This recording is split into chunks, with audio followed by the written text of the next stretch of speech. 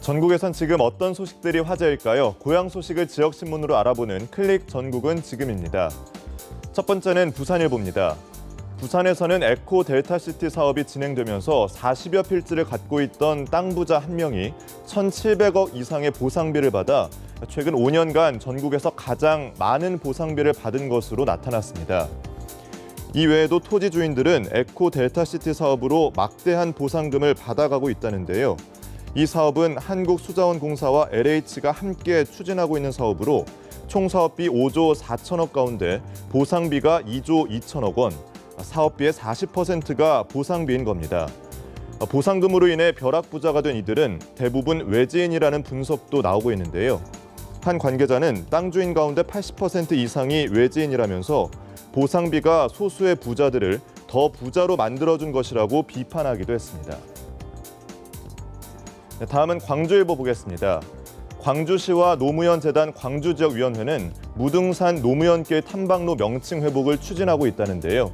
무등산 노무현길 탐방로는 고 노무현 전 대통령이 시민과 함께 오른 무등산 구간을 기념하기 위해서 2011년에 광주시가 변경한 명칭입니다.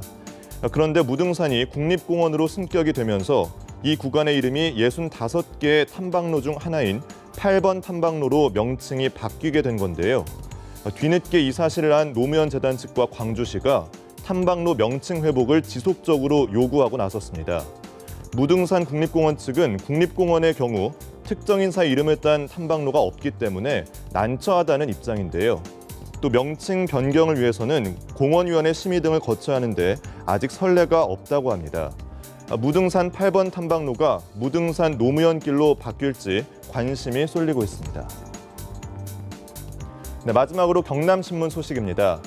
월 120만 원, 시급 5,580원, 언뜻 알바 임금이라고 생각하기 쉬운데요. 이것이 현재 일부 경남의 기업들이 특성화고 졸업 예정자들을 채용하기 위해 내걸고 있는 임금이라고 합니다. 불황으로 인해서 사람을 잘 뽑지 않는 데다 채용을 하더라도 낮은 임금밖에 줄 수 없는 기업과 당장 취업을 해야 하는데도 낮은 임금 때문에 주저할 수밖에 없는 학생들의 모습이 채용 박람회장에서 연출되고 있다고 합니다. 지난해는 이 학교 메카트로닉스과의 경우 이맘때면 60명 중 50명이 취업이 됐지만 올해는 절반 정도만 취업이 확정됐다고 합니다. 학교 관계자는 조선 경기가 아무래도 안 좋다 보니 협력 업체들도 사람을 거의 채용하지 않는다면서 학생들에게 눈높이를 낮추라고 조언한다는데요. 문제는 각종 SNS의 발달 등으로 학생들의 눈높이는 높아질 대로 높아졌다는 겁니다.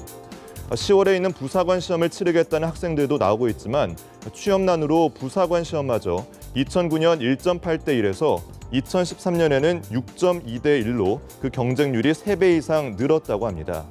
상황이 이렇다 보니 정부 차원의 대책 마련이 필요하다는 목소리가 나오고 있습니다.